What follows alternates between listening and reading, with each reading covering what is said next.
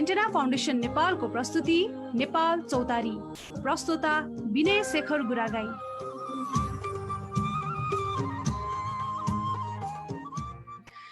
नमस्कार, विविध विचारको मदानी नेपाल चौतारीमा तपाईलाई स्वागत छ।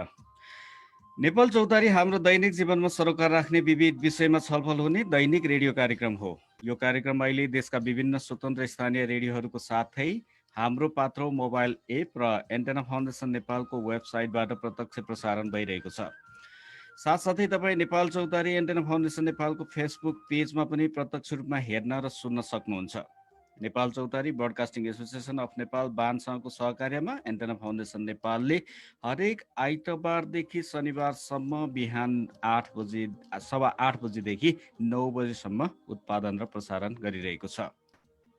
आजको नेपाल चौतारी समता फाउन्डेसन नेपाल र एन्टेना फाउन्डेसन नेपालको संयुक्त प्रस्तुति हो र नेपाल चौतारीमा आज हामी कोभिड-19 महामारी रोकथाम तथा संक्रमण विरुद्धको पूर्व तयारी र प्रतिकार्यमा राष्ट्रिय तथा अन्तर्राष्ट्रिय गैर सरकारी संस्थाको योगदानको चर्चा गर्दैछौँ।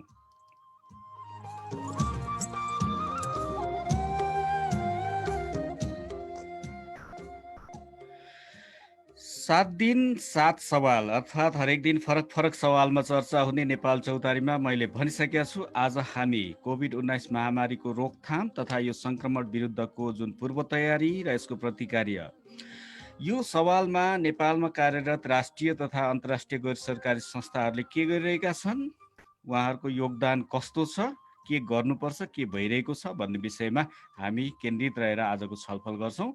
यस विषयमा छलफल गर्नको लागि आज मसँग अहिले नेपाल चौतारीमा नेपाल सरकार महिला बालबालिका तथा ज्येष्ठ नागरिक मन्त्रालय समाज कल्याण परिषदका सदस्य सचिव पुष्कर खाती र नेपालमा कार्यरत अन्तर्राष्ट्रिय गैर सरकारी संस्थाहरूको छाता संस्था association of INGO in Nepal AIN का अध्यक्ष अच्युत लुइटेल हुनुहुन्छ। अच्युतजी नमस्कार। अच्युतजी नमस्कार। हजुर नमस्कार, म यहाँ म्युटमा रहेछु। नमस्कार। हजुर आराम हुनुहुन्छ? ठिक छु, म एकदम ठिक छु।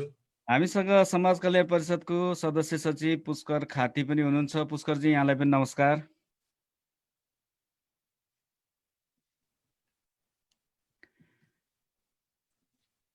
पुष्करजीसँग हाम्रो सम्पर्क भइरहेको छ, उहाँको पनि यो कम्प्युटरमा इन्टरनेट मार्फत हामी जोडिरहेछौँ। यो प्रविधिको दिनैपिछेको समस्या र यो व्यावहारिकता जस्तै भइसकेको छ, यसमा हामी समाधान गर्दै जान्छौँ। अच्युतजी, अब हामी छलफल सुरु गरौँ। आजको हाम्रो विषय अलिकति बृहत्तर छ। नेपालमा चाहिँ अहिले जुन किसिमले संसारभरि नै कोरोना भाइरसको सङ्क्रमण पछि देखिएका विभिन्न चुनौतीहरू छन्, त्यसको प्रतिकार्य, त्यसलाई चाहिँ रोकथाम नियन्त्रण गर्ने प्रक्रियामा, सङ्क्रमण फैलिन नदिने प्रक्रियामा नेपालको आइएनजिओ सेक्टरले के गरिरहेको छ भन्ने विषयमा तपाईँसँग अलिक बढी म केन्द्रित भएर छलफल गर्छु। यो यस्तो किसिमको हाम्रो यो जुन महामारी अथवा यस्ता खालका सङ्कटहरू आउन सक्छन् भनेर हामीले पूर्व तयारी गरिया हुन्छौँ? अच्युतजी। हजुर, धन्यवाद विनयजी। अब यो कस्तो छ भने यो महामारीको लागि सायद विश्व तयार थिएन। यो चाहिँ अब एक किसिमले सुरुमा नोभेम्बरतिर 2019 को नोभेम्बरतिर चीनबाट केही यसका सङ्क्रमणहरू देखिए।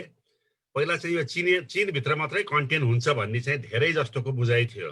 यसलाई त्यहीँ रोक्न सकिन्छ भन्ने थियो र त्यसलाई चाहिँ अलिकति कम नै आकलन चाहिँ अब यो विश्वका समृद्ध मुलुकहरूले समेत गरेको अवस्था थियो।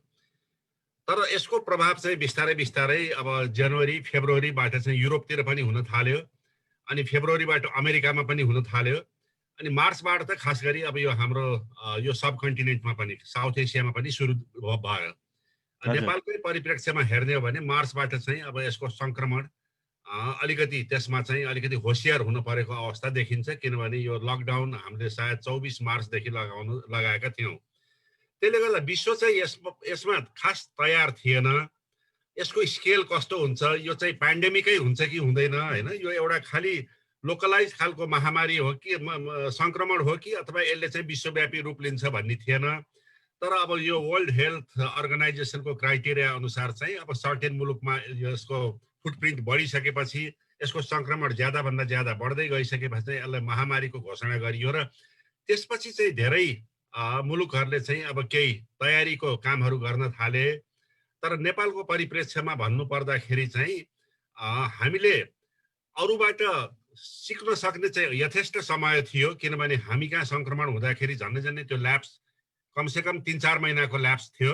त्यो 3-4 महिनामा चाहिँ अरूहरूले के गरेका छन्, के काम चाहिँ राम्रो भइराखेको छ भन्ने चाहिँ अब हामीले अलिकति बुझेर हाम्रो खास गरी हेल्थ इन्फ्रास्ट्रक्चर भोलिको लागि चाहिँ एउटा पूर्व तयारीहरूमा अलिकति तयार हुनु पर्थ्यो। तर हामीले चाहिँ अब सायद लकडाउन नै एउटा विकल्प हो, लकडाउन भयो भनेदेखि त्यो सबै संक्रमण रोकिहालिन्छ नि भनेर बाँकी अरू प्रतिकार्यहरूमा चाहिँ अलिकति हामी केही स्लो भयौँ कि भन्ने जस्तो पनि लाग्छ। तर अवश्य पनि अब स्रोतका चुनौतीहरू थिए, समन्वयका चुनौतीहरू थिए। ती पाटाहरू हामी बिस्तारै चाहिँ कोट्याउँदै जाउँला। तर मेरो विचारमा सुरु गर्दा चाहिँ यति भन्दा पुग्छ होला अहिले। हुन्छ, हामीसँग समाज कल्याण परिषदको सदस्य सचिव पुष्कर खाती हुनुहुन्छ। पुष्करजी नमस्कार। पुष्करजी नमस्कार, सुनिरहनु भएको छ? उहाँसँग हाम्रो अडियो अहिले पनि आइसकेको छैन। उहाँले म सुनिरहेको छु भनिरहनु भएको छ हामीलाई चाहिँ, तर यता उहाँको आवाज आइरहेको छैन। हामी उहाँसँग जोड्ने वैकल्पिक उपायहरू पनि खोजिरहेका छौँ। अब यो समग्रमा कुरा गर्दाखेरि हामीले यो बिचमा जब मार्चदेखि अहिलेसम्म हेर्दाखेरि के गर्यौँ जस्तो लाग्छ अच्युतजी? हामीले जुन आइएनजिओ एनजिओ भनौँ, नेपाल सरकारले गरिरहेको काममा हामीले सहयोग गर्ने हो, तर हामीले के गर्यौँ अथवा चित्त बुझ्ने गरी गरेका छौँ छैनौँ, के लागिरहेछ तपाईँलाई? अब मैले दुईटा पर्सपेक्टिभबाट भन्छु। एउटा चाहिँ हाम्रो कन्ट्रीको पर्सपेक्टिभबाट भन्छु होइन, अब राज्यको पर्सपेक्टिभबाट। अवश्य पनि अब हामी सुरुमा चाहिँ धेरै प्यानिक भयौँ। जब एउटा केसबाट दुईटा केस देखियो, दुईटा केस देखिएपछि हामीले तुरुन्तै नै अब त्यसलाई एक किसिमले लकडाउन गऱ्यौँ। त्यो बिचमा चाहिँ अब हामीले तयारी गर्न त पक्कै पनि खोजेका थियौँ होला, तर हाम्रा स्रोतका चुनौती थिए होलान्, समन्वयका चुनौती थिए होलान्, गभर्मेन्टको चाहिँ अब लामो एउटा प्रोक्युरमेन्टको प्रोसेसहरूमा चाहिँ अब जुन एउटा केही समस्याहरू देखिए, ती पनि चुनौती नै थिए होलान्। गभर्मेन्टले डाइरेक्टली प्रोक्युर गर्न नसक्ने भएको हुनाले कतिपय चिजहरू चाहिँ होइन, यो पिपिई लगायत अब हाम्रो रिएजेन्टहरू अब अथवा त्यो बेलामा आरडिटीको धेरै कुराहरू आयो।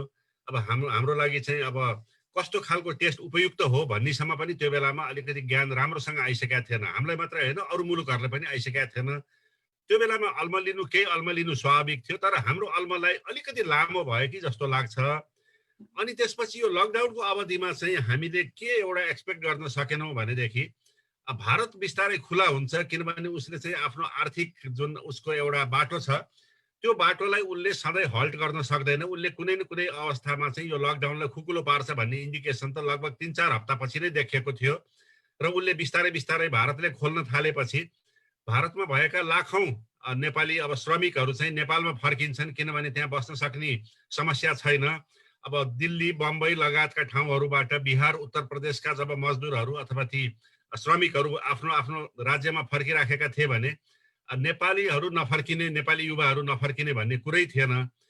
नेपालीहरूलाई हामीले सायद बोर्डरमा रोकेर अलिकति धेरै समय चाहिँ उनीहरूलाई उतै नै अल्मल्याइराखेको पनि अलिकति सायद अहिले हाइन्डसाइटमा हेर्दाखेरि त्यो सायद केही सानो त्रुटि भयो कि जस्तो लाग्छ मलाई।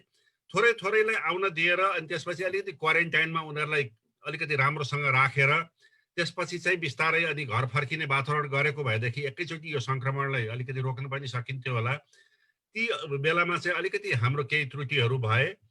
अनि एउटा यथेष्ट क्वारेन्टाइन स्थलको अनि होल्डिङ सेन्टरहरू स्थापना गर्न नसक्नु, त्यसको चाहिँ एउटा चाहिने किसिमको चाहिँ जुन सुविधाहरू त्यसमा प्रदान गर्न नसक्नु, ती सबै चाहिँ अब यो स्रोतको कारणले, समन्वयको कारणले नै ती चुनौतीहरू पनि थिए। अनि पछि गएर चाहिँ जब यो भारतबाट फर्केका श्रमिकहरूलाई सिधै घर जान पनि दिइयो, आफै होम आइसोलेसनमा बस्नु भनियो। तर गाउँमा फर्किसकेपछि अब कसैले पनि त्यसलाई अब गम्भीरतापूर्वक लिएको देखिन्न।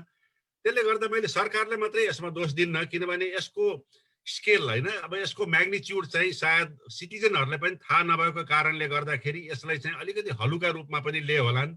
बेलामा चाहिँ बेलामा यसलाई चाहिँ अब अलिकति यो तातो पानी र बेसारहरूले मात्रै पनि निको पार्न सकिन्छ भनेको खालको सन्देशहरू पनि अलिकति गएको कारणले गर्दाखेरि पनि यसलाई नागरिकहरूले हलुका रूपमा लिएको हुँदा पनि यो मेरो विचारमा संक्रमण धेरै फैल्यो भन्ने चाहिँ लाग्छ मलाई। हजुर, म तपाईँसँग एकछिनपछि आउँछु। यो चाहिँ एउटा समग्र परिवेश भयो होइन, हामीले के गर्यौँ के गरिरहेछौँ भन्ने कुरा। अब त्यसपछि हामीसँग गैर सरकारी संस्थाहरूको तपाईँले अन्तर्राष्ट्रिय सञ्जालको एउटा प्रतिनिधित्व गर्नुहुन्छ, के गर्यौँ भन्ने कुरामा हामी एकछिनपछि छलफल गर्छौँ। म फेरि समाज कल्याण परिषदका सदस्य सचिव पुष्कर खातीसँग जोडिने प्रयास गरिरहेको छु। पुष्करजी नमस्कार। पुष्करजी नमस्कार, हामीलाई सुनिरहनु भएको छ? हामीले इन्टरनेटमा पनि उहाँलाई जुम मार्फत पनि र टेलिफोन मार्फत पनि जोड्ने प्रयास गरिरहेको छु। पुष्करजी नमस्कार।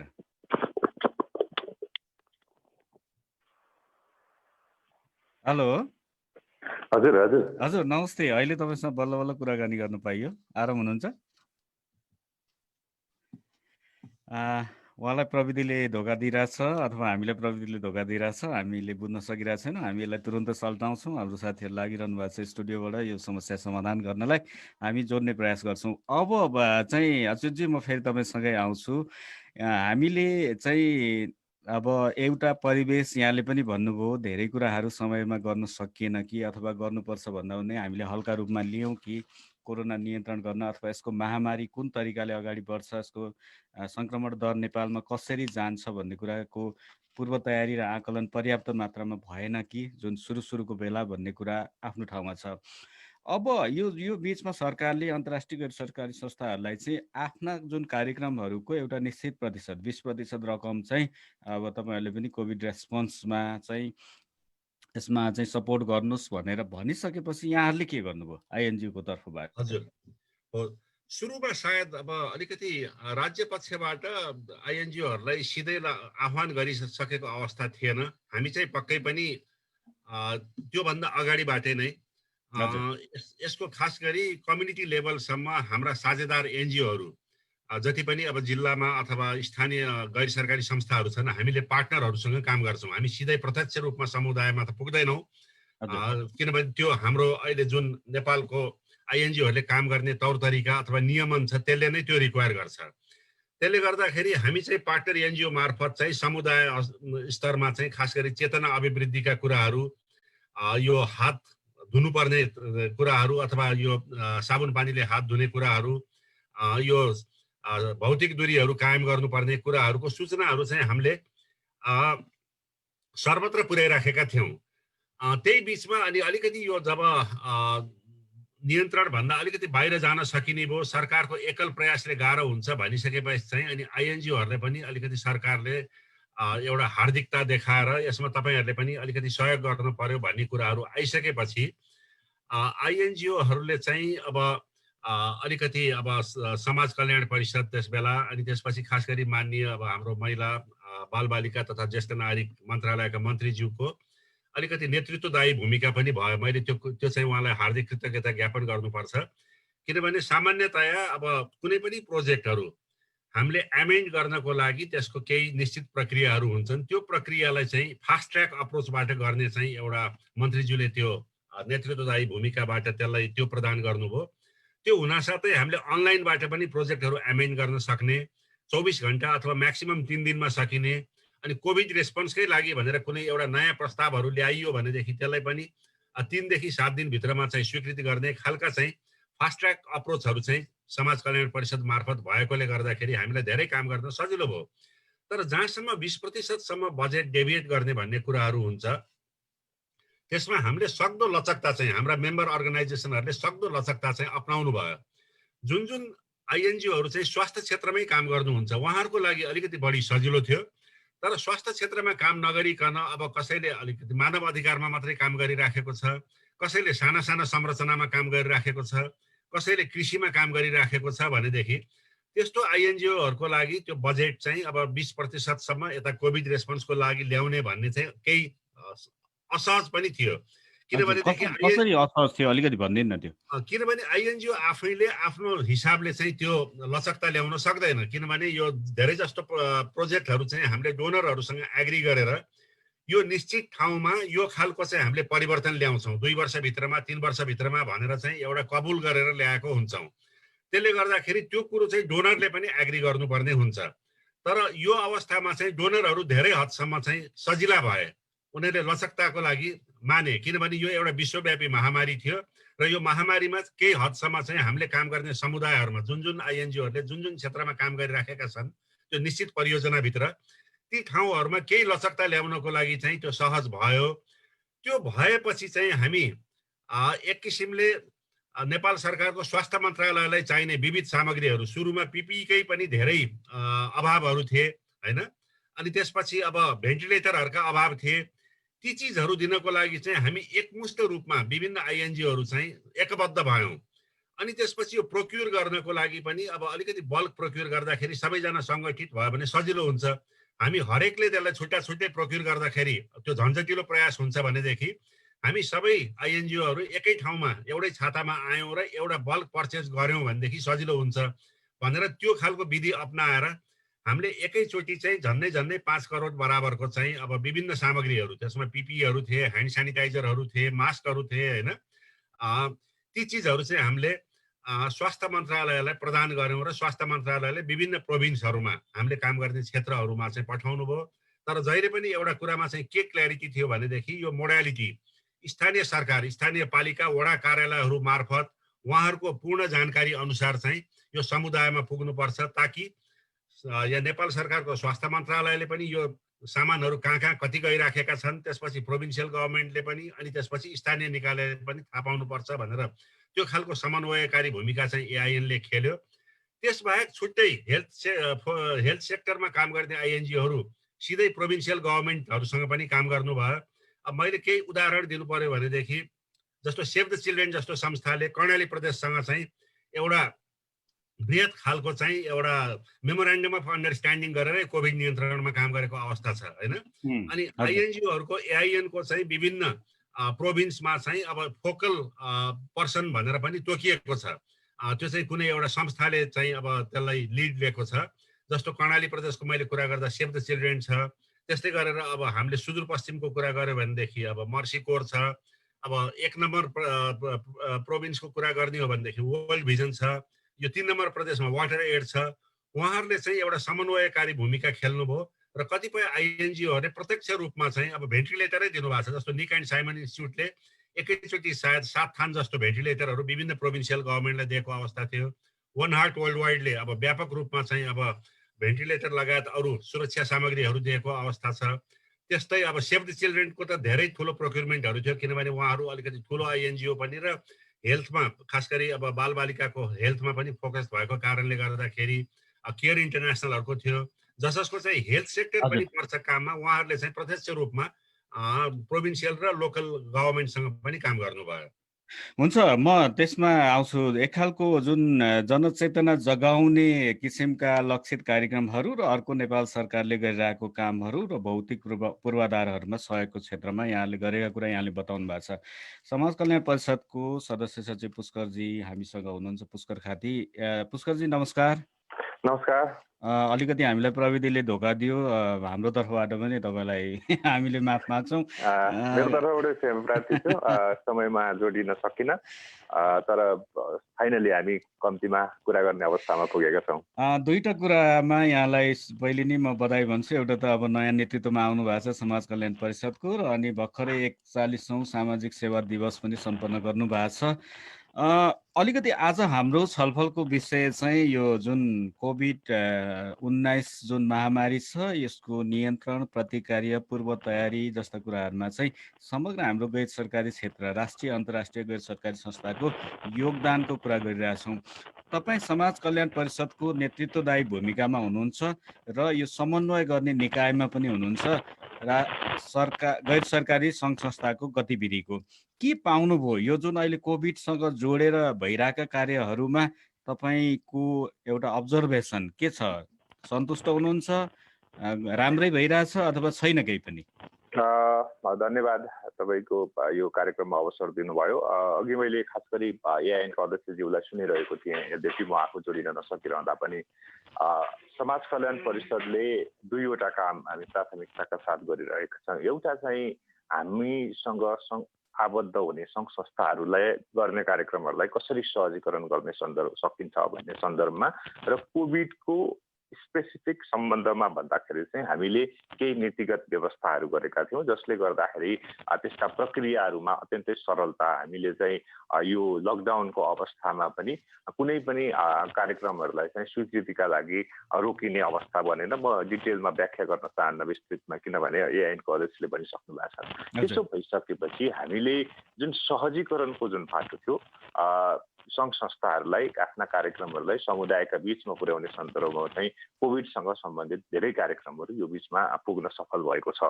अर्को चाहिँ समाज कल्याण परिषद, तपाईँले भनिरहँदा नियमनको जुन बाटो छ त्यसलाई चाहिँ त्यसको सञ्चालन गरिएका कार्यक्रमहरूको चाहिँ कस्तो प्रभावकारिता रह्यो त भन्ने सन्दर्भमा यो विशिष्ट परिस्थितिमा हामीले ठ्याक्कै समुदायमा त्यसको प्रभाव अथवा हेर्न सकिएको अवस्था छैन। कार्यक्रमहरू थुप्रै यो क्षेत्रबाट भएका छन्, हामीले थुप्रै स्वीकृतिहरू दिएका छौँ, तर त्यसलाई अनुगमन गर्ने र त्यसको प्रभावकारिता हेर्ने सन्दर्भमा अझै पनि हामीले त्यो तहसम्म पुगिरहेका छैनौँ औपचारिक रूपमा। तर अनौपचारिक रूपमा फेरि पनि हाम्रा संयन्त्रहरू मार्फत, सरकारका संयन्त्रहरू मार्फत हामीले त्यसको प्रतिक्रियाहरू, त्यसको चाहिँ प्रतिवेदनहरू हामीले प्राप्त गरिरहेका छौँ। यसरी हेर्दाखेरि यो क्षेत्रको योगदान अहिलेसम्म सन्तोषजनकै छ। अघि अच्युत सरले जोड्दै हुनुहुन्थ्यो, खास गरी एआइएनको अध्यक्षले जोड्दै हुनुहुन्थ्यो कि कोभिडकै लागि केही स्रोतहरू कसरी परिचालन गर्न सकिन्छ भन्ने सन्दर्भमा कहिलेकाहीँ तथ्यहरू विभिन्न ढङ्गले आउने पनि गर्छन्। जुन 20% कोभिडका लागि छुट्याउने भन्ने प्रश्न छ सरकारका तर्फबाट अथवा समाज कल्याण परिषदका तर्फबाट सङ्घ संस्थाहरू जसले विभिन्न क्षेत्रमा कार्यक्रम गरिरहनु भएको थियो, त्यो कार्यक्रम यो वर्षका कार्यक्रमहरू उहाँहरूले ती तत्त क्षेत्रमा पनि सम्पन्न गर्ने अवस्था थिएन, रहेन। त्यसो हुँदाखेरि सरकारले एउटा नीतिगत निर्णय गरिदियो भने त्यो क्षेत्रलाई चाहिँ कहीँ न कहीँ त्यो नेपालमा उपलब्ध भइसकेको, नेपालमा प्राप्त भइसकेको स्रोतलाई यो क्षेत्रमा लगानी गर्न सकिन्छ कि अथवा नयाँ ढङ्गले कार्यक्रमहरू परिमार्जन गर्न सकिन्छ कि भन्ने सङ्घ संस्थाहरूकै अनुरोधका आधारमा हामीले अझ उहाँहरूले अनुरोध गरेको प्रतिशत भन्दा पनि बढी हामीले 20% चाहिँ एउटा नीतिगत निर्णय समाज कल्याण परिषदका तर्फबाट भयो र त्यसमा टेकेर केही संस्थाहरूले चाहिँ आफ्ना कार्यक्रमहरूलाई फेरि यो क्षेत्रका लागि रिडिजाइन गर्न सक्ने अवस्था बन्यो र केही कार्यक्रमहरू अगाडि बढेको छ। यद्यपि तर हामी समाज कल्याण परिषदसँग जुन सङ्ख्यामा संस्थाहरू आबद्धता छ त्यो सङ्ख्यामा सबै संस्थाहरूले चाहिँ कोभिडका सन्दर्भमा आफ्ना कार्यक्रमहरू सञ्चालन गर्न सकेको पाइएको छैन। हामी बुझ्दैछौँ त्यसका विभिन्न प्राविधिक पाटाहरू हुनसक्छ। अघि नै एआइएनको अध्यक्षले भन्नुभएको छ उहाँहरूले आफ्नो दाताहरूसँग गर्नुपर्ने छलफलका निमित्त पनि सायद कतिपय समय लागेको हुनसक्छ। तर समाज कल्याण परिषदका तर्फबाट हामीले आह्वान गर्दा के भन्छौँ भने अहिले पनि अवस्था थोरै बदलिएको छ, तर हामी खतराबाट मुक्त भइसकेका छैनौँ अथवा कोभिडको प्रभावबाट मुक्त भइसकेका छैनौँ।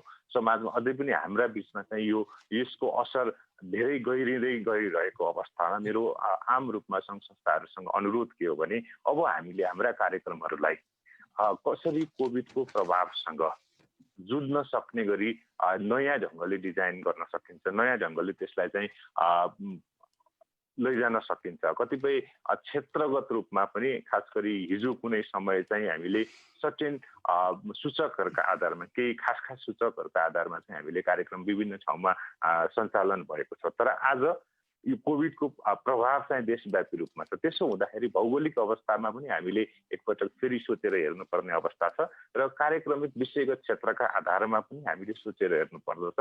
र हाम्रो तर्फबाट आह्वान के हुन्छ भने यसलाई जुट्ने सन्दर्भमा कुन क्षेत्रमा हाम्रा कार्यक्रमहरूलाई केन्द्रित गर्ने हो त्यसको लागि चाहिँ हामी निकट भविष्यमै सङ्घ संस्थाहरूसँगै बसेर छलफल गर्नेछौँ र नेपालको आजको प्राथमिकता सङ्घ संस्थाहरूको चाहिँ आफ्नो कार्यक्रम क्षेत्रको प्राथमिकता र कतिपय सन्दर्भमा चाहिँ दाताले सँग उहाँहरूले गर्नुभएको शर्त अथवा समझदारीलाई समेत आधार बनाएर बढीभन्दा बढी हामी कोभिडको असरलाई न्यूनीकरण गर्ने सन्दर्भमा कार्यक्रमहरू अगाडि बढोस् भन्ने चाहन्छौँ र त्यो दिशामा हामी सहजीकरण गर्नेछौँ। हजुर अच्युतजी, अब यहाँ एउटा कुरा आयो, जति पनि हाम्रो एआइएनको सदस्य हुनुहुन्छ, नेपालमा कार्यरत आइएनजिओहरू हुनुहुन्छ होइन, आइएनजिओले एनजिओसँग काम गर्ने हो, डाइरेक्ट समुदायमा आफै पुगेर काम गर्दैन, त्यो चाहिँ एकदमै सबैलाई जानकारी भएको प्रक्रिया छ। तर पनि सबै सङ्घ संस्थाहरूले यो जुन 4-5 महिना नै भइसक्यो अलिकति यो कोभिडलाई लक्षित गरेर कार्यक्रमहरू ल्याउन नसक्नुको कारण चाहिँ के होला? अब यो अहिले कोभिडलाई लक्षित गरेर कार्यक्रमहरू केही आइ पनि राखेका छन् होइन, तर यो कस्तो छ भनेदेखि यसले केही प्रक्रियागत यसका विधिहरू हुन्छन्।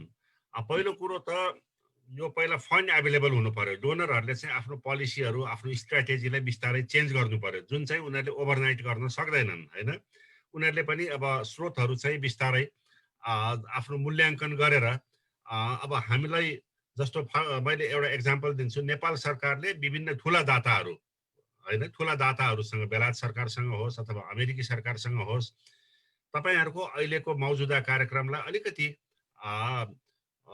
कन्भेन्सनल प्रोजेक्टलाई डिप्रायोरिटाइज गरेर यो कोभिड रेस्पोन्समा चाहिँ अलिकति रिप्रायोरिटाइज गर्न पर्यो भन्ने खालको अनुरोध गएको हुन्छ। त्यो गइसकेपछि दाताहरूले पनि त्यसलाई रेस्पोन्ड गर्नको लागि रिप्रायोरिटाइज कसरी गरिन्छ भन्दाखेरि उनीहरूको अहिले जुन सञ्चालन भइराखेका ठुला ठुला परियोजनाहरू छन् तिनीहरूमा केही बजेटहरू चाहिँ उनीहरूले कटौती गरिराखेको अवस्था छ र कोभिड रेस्पोन्सको लागि चाहिँ अब केही फन्डहरू एभाइलेबल गराउने। त्यो फन्ड एभाइलेबल गराइसकेपछि अब कुन प्रक्रियाबाट चाहिँ जाने, किनभने उनीहरू पनि त्यो आफ्नो प्रोक्युरमेन्ट प्रोसेसलाई बाइपास गरेर एकैचोटि जम्प गर्न सक्दैनन्। उनीहरूको अकाउन्टेबिलिटीको कुराहरू हुन्छ। दाताहरू त झन् त्यो प्रत्येक नागरिकसम्म त्यो उनीहरूको मुलुकको ट्याक्स पेयरसम्म पनि अकाउन्टेबल हुन्छन्। अकाउन्टेबिलिटीको मामलामा चाहिँ अझ बढी त्यता भनौँ न कडा खालको प्रक्रियाहरू हुन्छ। त्यो कारणले गर्दाखेरि यो झट्ट परिवर्तन हुन चाहिँ सक्दैन। तर साना साना फन्डहरू है, जस्तो फर एक्जाम्पल कर्पोरेट एजेन्सीहरूका फाउन्डेसनहरू हुन्छन्, त्यस्तो ठाउँमा निर्णय अलिक छिटो हुन्छ हगि। जस्तो अब यो कोलगेट पामोलिभ भनौँ मानिलिउँ होइन, अथवा यो एचएनएम फाउन्डेसन भन्छन् अथवा गेट्स फाउन्डेसनहरू भन्यो, त्यस्तोको चाहिँ अब प्रक्रियाहरू अलिकति सरल हुन्छन् र उनीहरूले अलिकति फास्ट डिसिजन गर्न सक्छन्। त्यस्तोमा चाहिँ के आइएनजिओहरूले त्यस्ता फन्डहरू ल्याएर खास गरी अब यो क्वारेन्टाइनको म्यानेजमेन्टको कुराहरूमा अनि कतै कतै चाहिँ बिस्तारै यो अलिकति रेजिलिएन्ट कम्युनिटी कसरी बनाउने, इकोनोमिक रिकभरीमा कसरी लिएर जान सकिन्छ। अब प्रयास त हाम्रो के पनि थियो भनेदेखि भारतबाट फर्केका मजदुर अथवा मध्यपूर्वबाट फर्केका मजदुरहरू जो युवाहरू छन् उनीहरू गाउँमा आइसके भनेदेखि उनीहरूले रोक्न सक्यो र कृषिमा फेरि उनीहरूलाई पुनः आकर्षित गर्न सकियो भनेदेखि चाहिँ हाम्रो चाहिँ अब खास गरी यो माइग्रेन्ट पपुलेसन नेपालमै रहन्छ। उनीहरूले बिस्तारै अब हाम्रो बाँझो खेतहरूलाई फेरि हराभरा बनाउन सक्छन्। एउटा जुन भोलि आउन सक्ने खाद्य सुरक्षाको सङ्कटहरू छ त्यसलाई हाम्रो तर्फबाट नै एउटा प्रयासहरू भएर अलिकति भए पनि आत्मनिर्भरको बाटोमा हामी जान सक्छौँ भन्ने हाम्रा प्रयासहरू छन्। धेरै आइएनजिओहरूले त्यो लाइनमा चाहिँ सोच पनि बनाइराखेको छ। नेपाल सरकारले पनि अवश्य पनि त्यसैमा सोच बनाइराखेको छ। हाम्रो 15 योजनालाई हेर्ने हो भनेदेखि त्यही नै कुराहरू छ र हामीसँग पनि फिडब्याकहरू माग्दा हामीलाई केही दिशानिर्देशहरू दिँदाखेरि त्यस्तो दिइराखेको छ। तर झट्ट हामी जम्प गर्न सकिराखेका छैनौँ। पहिलो कुरो त पहिलाको लामो लकडाउन त्यसका मोबिलिटीहरूका कारणहरूले गर्दाखेरि पनि अलिकति केही अडचनहरू भए। पछि मोबिलिटी खुलिसकेपछि फेरि अब निषेधाज्ञाहरू जस्तो कुराहरूले गर्दाखेरि पनि हामीले धेरै जस्तो अनलाइनमा नै भर पर्नुपर्ने। अब कतिपय कुराहरूमा दाताहरूले ग्राउन्ड लेभलको इन्फर्मेसनहरू मागिराखेका हुन्छ। त्यसको इन्फर्मेसन चाहिँ अब यो प्रविधिबाट मात्रै कहिलेकाहीँ पूर्णता नपाएको अवस्थामा त्यस्ता केही डिलेजहरू छन्। तर मेरो विचारमा सबै सङ्घ संस्थाहरू बिस्तारै यो एउटा पुनरुत्थानपट्टि चाहिँ अनि कसरी चाहिँ फेरि यो हाम्रो इकोनोमीलाई चाहिँ ट्र्याकमा फेरि ल्याउने भन्नेतर्फ चाहिँ लागिराखेका छन् र त्यो खालको योजना तर्जुमा चाहिँ भइराखेको अवस्था छ। किनभने एआइएनमा मेम्बर अर्गनाइजेसनहरूले जुन तरिकाले कस्तो काम भइराखेको छ भन्ने हाम्रो सेयरिङ प्लेटफर्म हो, मेन त लर्निङ र सेयरिङ प्लेटफर्म हो। त्यहाँ कुराकानीहरू हुँदाखेरि यी ढाँचाहरूमा चाहिँ कुराहरू भइराखेको छ अहिले। पुष्करजी, हामीले यो जुन गैर सरकारी क्षेत्रलाई विशेष गरी आइएनजिओहरूलाई र अरू जुन यो बहुपक्षीय होइन द्विपक्षीय दाताहरूलाई चाहिँ हाम्रो प्रायोरिटी यो हो भनेर भनिसकेका छौँ प्रष्ट रूपमा। समाज कल्याण परिषदले पनि आइएनजिओसँग यो किसिमको संवाद गरिरहेको छ। दाताको सन्दर्भमा नेपाल सरकारले बारम्बार त्यो विषयलाई उठान गरिरहेको छ र तपाईँले पछिल्लो समयमा चाहिँ हेर्नुभयो भने दाताहरूले कोभिड फोकस कार्यक्रमहरूमा आफ्नो रिप्रायोरिटाइजेसन गरेको अवस्था छ। उहाँहरूले संरचना गरेर आफ्नो कार्यक्रमलाई गरेको छौँ। हाम्रो सन्दर्भमा हामीले पनि जुन 20% कुरा हो त्यसलाई हामीले नीतिगत रूपमै व्यवस्था गरेका छौँ भने यसपालि मात्रै खास गरी भदौ 31 गते समाज कल्याण परिषदको बोर्ड बैठकमा हामीले केही नीति तथा कार्यक्रमहरू पास गरेका छौँ र त्यसमा सङ्घ संस्थाहरूलाई हामीले के आह्वान गरेका छौँ भने कोभिडबाट पारेको असर लाई सम्बोधन गर्ने कार्यक्रमहरू तपाईँहरू बनाइदिनुहोस्। त्यो चाहे त्यो स्वास्थ्यसँग सम्बन्धित विषय होस्, कतिपय सन्दर्भ चाहिँ जनचेतनासँग सम्बन्धित विषय पनि छ, र खास गरी रोजगारीका सन्दर्भमा हामीले ठुलो सङ्ख्यामा आज समुदाय स्तरमा रोजगारी गुमेको छ। ठुलो सङ्ख्यामा विदेशबाट हाम्रो नागरिकहरू चाहिँ रोजगारी गुमेर नेपाल फर्केको अवस्थामा कसरी त्यसलाई स्वावलम्बी बनाउन सकिन्छ, रोजगारीको सिर्जना गर्न सकिन्छ भन्ने विषयमा चाहिँ आफ्ना कार्यक्रमहरू केन्द्रित गरिदिनुहोस् भनेर हामीले नीतिगत निर्णय गरेका छौँ। सँगसँगै अर्को एउटा चाहिँ हामी राष्ट्रिय योजना आयोगसँग मिलेर कहिलेकाहीँ सरकारको प्राथमिकतामा गरिदिनुहोस् भनिरहँदा त्यो विषय चाहिँ अलिक बृहत विषय हुँदो रहेछ। खास हामीले खोजेको के हो त, खास के का आधारमा हामी सङ्घ संस्थाहरूलाई अथवा दात्री निकायहरूलाई आह्वान गर्दैछौँ त भन्ने सन्दर्भमा हामी राष्ट्रिय योजना आयोगसँग अहिले पनि छलफलमा छौँ, निष्कर्षमा पुगिसकेका छैनौँ। समाज कल्याण परिषदका तर्फबाट एउटा चाहिँ विषयगत क्षेत्रको प्राथमिकीकरण गर्नुपर्छ। हाम्रो राष्ट्रिय आवश्यकता के हो त आजको सन्दर्भमा, हामी कुन क्षेत्रमा गैर सरकारी संस्थाहरूको योगदान होस् भन्ने चाहन्छौँ भनेर एउटा चाहिँ विषयगत प्राथमिकता हो भने अलिकति मैले अगाडि पनि सङ्केत गरेको छु, भौगोलिक क्षेत्रको प्राथमिकीकरण पनि आजको सङ्घीय संरचना अनुसारको कहिलेकाहीँ हामीले चाहिँ हिजोको संरचना अनुसारको प्राथमिकीकरण आजको निमित्त सुहाउँदो नहुन सक्छ। यस अर्थमा चाहिँ त्यो दुइटै भौगोलिक क्षेत्रको प्राथमिकीकरण र विषयगत क्षेत्रको प्राथमिकीकरण हाम्रो योजनाभित्र छ। छिट्टै नै हामी सङ्घ संस्थाहरूसँगको समेत सहकार्यमा उहाँहरूसँगको छलफलमा चाहिँ त्यसलाई अगाडि बढाउनेछौँ। निश्चित रूपमा नेपाल सरकारले अगाडि सारेको जुन 15औं योजना र दिगो विकास लक्ष्यको सूचकहरूलाई नै हामी आधार बनाउनेछौँ। त्योभन्दा बाहिरबाट कुनै प्राथमिकीकरणको विषय सोचिरहेका छैनौँ। तर हामी चाहन्छौँ सङ्घ संस्थाहरू नेपाल सरकारको प्राथमिकताका आधारमा आफ्ना कार्यक्रमहरू सञ्चालन गर्नुहोस्। तर कहिलेकाहीँ विषयहरू कसरी उठ्ने गर्छ भन्दाखेरि डाटाको प्राथमिकता यस्तो थियो अथवा परियोजना यसरी नै डिजाइन गरिएको थियो भन्ने ढङ्गले पनि सङ्घ संस्थाहरूबाट कुरा उठ्ने गर्दछ। हामी त्यो विषयलाई बुझ्दछौँ। तर सरकारका तर्फबाट यदि हामीले खास प्राथमिकता तोक्यौँ भने हाम्रो आह्वान के हुन्छ भने ती सङ्घ संस्थाहरू, नेपालमा कार्यरत सङ्घ संस्थाहरू जो विदेशी मुद्रामा परियोजना ल्याउन चाहनुहुन्छ, जसले विदेशी मुद्रामा परियोजना ल्याउनु हुँदैन, ती नागरिक संस्थाहरूको स्वायत्तताको बारेमा हामी अर्को ढङ्गले छलफल गर्छौँ। तर विदेशी मुद्रामा स्रोत परिचालन गर्न चाहने सङ्घ संस्थाहरूका सन्दर्भमा हाम्रो आह्वान के हो भने तपाईँहरूले परियोजनाहरू सञ्चालन गर्दा अथवा परियोजनाहरूको तयारी गर्दा, परियोजनाहरूको चाहिँ डिजाइन गर्दाखेरि राष्ट्रिय प्राथमिकताको आधारमा मात्रै ल्याइदिनुहोस्। र त्यसो भयो भने हामीले यो क्षेत्रले गरेको योगदानलाई त्यही प्राथमिकताको आधारमा प्रतिवेदन गर्ने अवस्था हुन्छ। र तपाईँले अघि नै यो सामाजिक सेवा दिवसको प्रसङ्ग पनि उठाउनु भएको छ। सामाजिक सेवा दिवसका सन्दर्भमा हामीले प्रष्ट भनेका छौँ कि यो क्षेत्रलाई हामी राष्ट्रिय गौरवको क्षेत्र बनाउन चाहन्छौँ। त्यसो हो भने हामीले हाम्रो योगदानलाई देखिने गरी, हाम्रा कार्यक्रमको परिणामहरूलाई देखिने गरी अगाडि सार्न जरुरी छ। त्यही ढङ्गले कार्यक्रमहरूको तर्जुमा पनि गर्न जरुरी छ र हामी त्यो दिशामा छौँ। हजुर, अब पुष्करजी यहाँनेरि अलिकति अब लामो समयदेखि नेपालमा बहस भइरहेको विषय चाहिँ आइएनजिओ अथवा एनजिओको जुन कार्यक्रम र नेपाल सरकारको कार्यक्रमको जुन प्राथमिकतामा चाहिँ तालमेल नमिल्दाखेरि एउटा क्षेत्र एउटा बाटो हिँडिरहेछ, अर्को क्षेत्रले आफूले चाहे अनुसारको बाटो हिँडाउन सकेका छैन। विशेष गरी सरकारले आइएनजिओहरूको गतिविधि अथवा उहाँले ल्याउने चाहिँ स्रोत होइन, यो परिचालनको तरिकामा जति नियमन गर्नु पर्थ्यो, जति सहजीकरण गर्नु पर्थ्यो सकिरहेको छैन भन्ने किसिमको आरोप पनि लाग्छ। र त्यसको लागि सबभन्दा त्यो आरोप सुन्ने निकाय भनेको समाज कल्याण परिषद नै हो। अब यहाँहरू नयाँ नेतृत्वमा आउनु भएको छ, यो बिचमा अलिकति यो प्राथमिकता नमिल्ने कुराहरू कसरी गर्नुहुन्छ, एउटा प्रश्न। अनि अर्को चाहिँ जुन तपाईँले अघि पनि भन्नुभयो रोजगारका क्षेत्र अलिकति दीर्घकालीन रूपमा चाहिँ आम्दानी बढाउने क्षेत्र र अलिक दिगो विकासका क्षेत्रहरूको कुरा छ। तर एनजिओहरूका गतिविधि एउटा सीमित क्षेत्रमा, सीमित भूगोलमा चाहिँ लागू हुन्छन् र त्यो एउटा निश्चित अवधिपछि फेरि त्यो सकिन्छ र सँगसँगै त्यो त्यसपछि के भन्ने प्रश्नहरू पनि बारम्बार आउँछ। यी कुराहरूलाई कसरी चाहिँ मिलाएर लान सकिन्छ, के गर्दै हुनुहुन्छ, के गर्न सकिन्छ?